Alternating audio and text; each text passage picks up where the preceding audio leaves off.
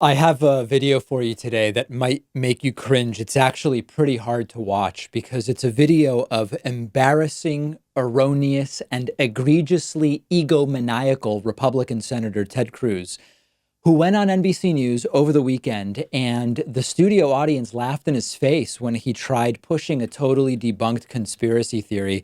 This is probably one you've heard me mention. Republicans have been pushing the conspiracy theory that Ukraine actually meddled in the 2016 election. And the point of this is to indirectly sort of try to justify Donald Trump trying to extort Ukraine to smear Joe Biden in exchange for releasing military aid and having a meeting between President Zelensky and Donald Trump at the White House. This is now the subject of the impeachment articles that Democrats announced today. So it's a conspiracy for which there is no evidence, but the true Trump brown-nosers continue to push it. Check out what Ted Cruz had to say.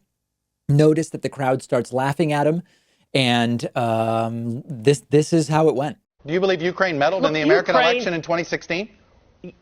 I do, and I think there's considerable evidence. You do? You do? Yes, Look, and Chuck, let me say. This is, Senator, this sort of strikes me as odd, because you went through a primary campaign with this president. He launched a birtherism campaign against you. He went after your faith. He threatened to, quote, spill the beans about your wife about something.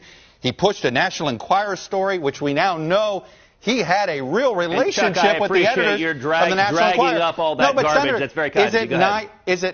Let me ask you this. Is it not possible that this president is capable of creating a false narrative about somebody in order to help him politically? Except that's not what happened. The president released the transcript of the phone call. You can read what was said on the phone call. Yeah, and the Bidens? Now, of course, this is one of the big lies that they tell over and over and over again, and it sort of starts to become the truth.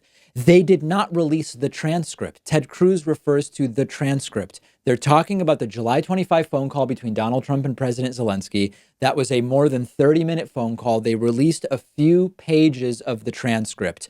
It is not a transcript. It's an excerpt, but they continue to call it the transcript. But that's not really what we're looking at today. What we're looking at today is how Ted Cruz is still willing to repeat the Ukraine meddling conspiracy absent any evidence. And fortunately, the crowd laughed at him. I actually like that Chuck Todd, who I'm not a particularly big fan of at all, Chuck Todd actually brings up to Ted Cruz, why are you doing this, Ted? Why are you doing the president's dirty work, particularly after he attacked your wife's physical appearance?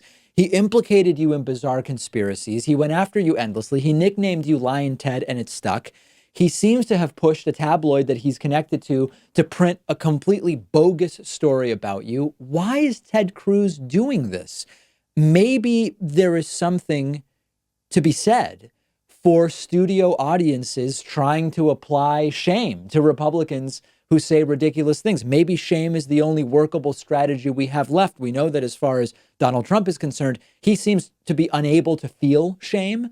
But maybe some of these other Trump brown-nosers are able to feel shame, and maybe it gets them to rethink the things that they're publicly saying.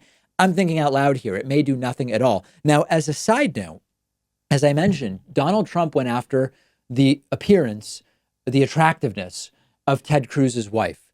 If you are Ted Cruz's wife and you know that that happened during the Republican primary, and it's not just an attack on Ted Cruz, it's Trump going after Ted Cruz's wife's physical appearance, and then Ted Cruz is out there peddling the same type of stuff to placate Donald Trump day after day after day, it's got to be a little weird for Ted Cruz's relationship behind the scenes. No? Does anybody agree with that? Let me know what you think. But the bigger picture here is that, we talked at the top of the show, now that Democrats have filed articles of impeachment, what are going to be the Republican strategies in order to try to defend Donald Trump's actions? Number one, of course, is going to be that the entire desire to impeach Donald Trump is not based in fact. It was decided back in 2017. Blah, blah, blah, blah. It's a witch hunt. It's a hoax. That's all it is. That's going to be one argument.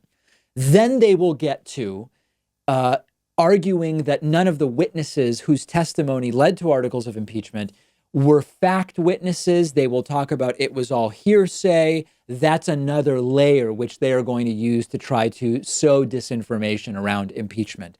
And then number three, likely is going to be, again, Ukraine was super corrupt. Trump was right in what he did. Ukraine meddled in the 2016 election. Trump was concerned about it, despite the fact that we've heard testimony from numerous witnesses now that Donald Trump never expressed concern about corruption in Ukraine prior to this request for a favor that took place. So Ted Cruz deserves to be laughed at for this. Glad that the audience did, but this Ukraine meddled in 2016 thing is not going to go away. And I wouldn't be surprised to see it play a larger and larger role in the context of the upcoming, what may be an impeachment trial in the Senate that we seem to be heading in the direction of.